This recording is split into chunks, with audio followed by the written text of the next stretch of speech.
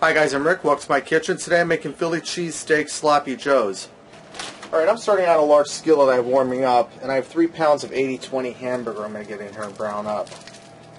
And you don't have to use lean burger. You can drain the fat off. And I'm going to have to drain the fat off this because there's going to be some. And my skillet's still coming up to temperature. It's not fully heated up, but it'll get there quick.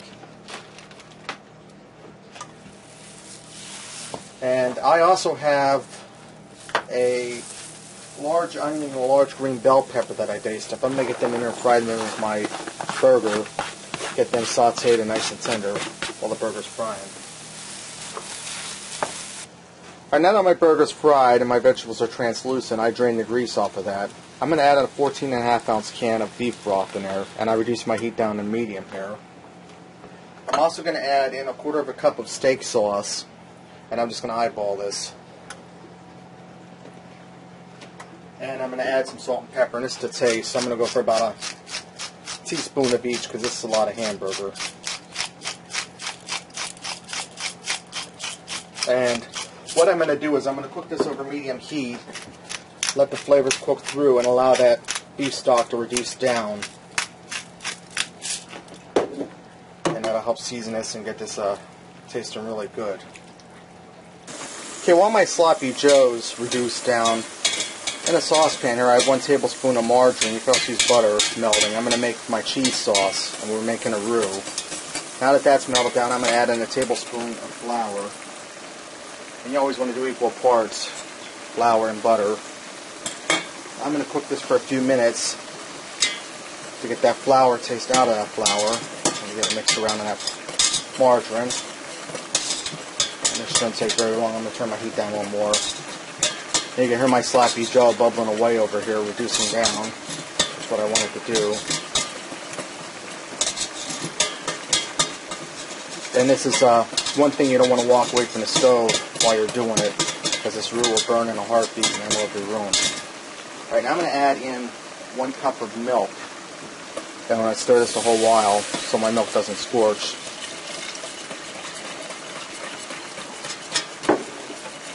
Now I'm going to turn my heat up a little bit, and I'm going to bring this milk up to temperature because it's cold. And you don't want to add your cheese in while it's cold. You want the milk to be warm. Okay, now that my milk is warmed up, I have 8 ounces or 1 cup of provolone cheese here. And what I did is I got the sliced deli cheese, and I put it in my handy chopper, cut it into chunks, and put it in my handy chopper, and I shredded it up because I could not find the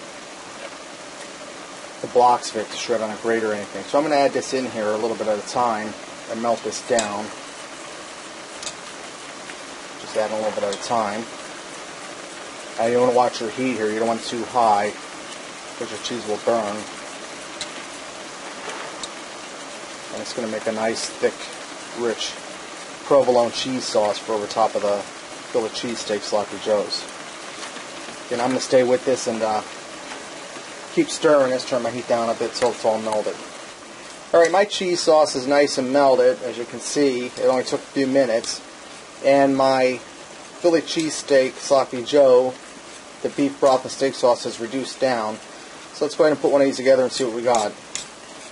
Okay, I also went ahead and made some tater tots for on the side. Now I'm going to finish this off by topping it with some of that cheese sauce that I made. Getting a nice generous amount on there. I have a fork on the side, as you can see, because this is kind of sloppy. You're going to want to eat it with a fork. Alright, there you have it. Philly cheesesteak sloppy joes. Give this a try. I think you'll like it. And until next time, I'll see ya.